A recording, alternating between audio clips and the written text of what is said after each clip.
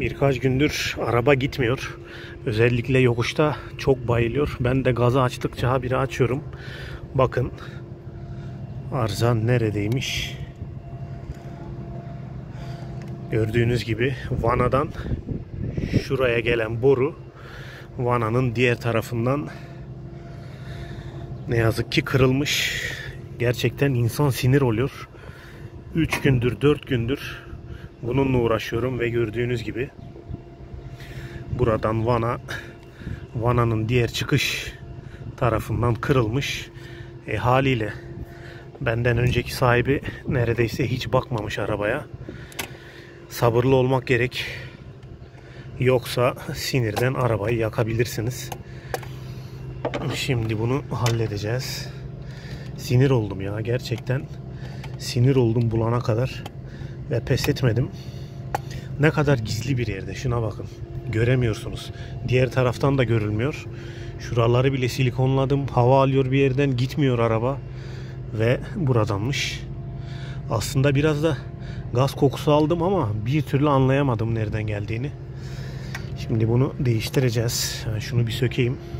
Evet, bu şekilde 2 dakikada hallettik. Buradan kırılmış. Gerekirse şu hortumunda yenisini alır, yenisini takarım. Doğaçlama oldu. Bu şekilde paylaşmak istedim. Aracınıza iyi bakın. Her şey ateş pahası. Bunun için gidecektik tamirciye. Fakat tamirci bir şey yapıyormuş gibi görünüp bizden dünya para alacaktı. Bir de yapamadığıyla kalacaktık. Sinirden, öfkeden kuduracaktık. Ne yazık ki araba eski arkadaşlar. Arabaya iyi bakmanız gerekiyor. Yani benim Tofaş gayet temiz durumda. İşte böyle yılda bir, 2 yılda bir böyle can sıkan şeyler kendiliğinden çıkabiliyor. Bu da gayet normal. Zaten şunu yeni değiştirmiştim. Bu gayet iyi durumda. Fakat buna gözüm çarpmamış demek ki.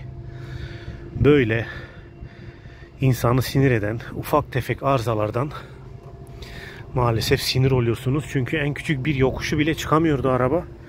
Ben anladım bir yerlerden hava aldığını. Gazı da açtıkça açıyorum. Bakın şuradan bile açtım. Artık araba boşa gaz yakıyor. Yani hissedebiliyorum. Neyse ki fark ettim şimdi. Direkt doğaçlama yapmak istedim.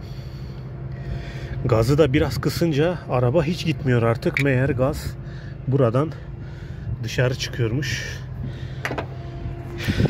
Vallahi rahatladım. Şöyle buradan doğal bir şekilde kırılmış. Tabii bu kasıntılı duruyor. Böylece şimdi arabamız canavar gibi olacak. Ben buraları şöyle kapatıyorum. Sonuçta buralardan falan hep hava alıyor. O yüzden araç gitmiyor. Filtre sıkıntılı değil. İyi durumda.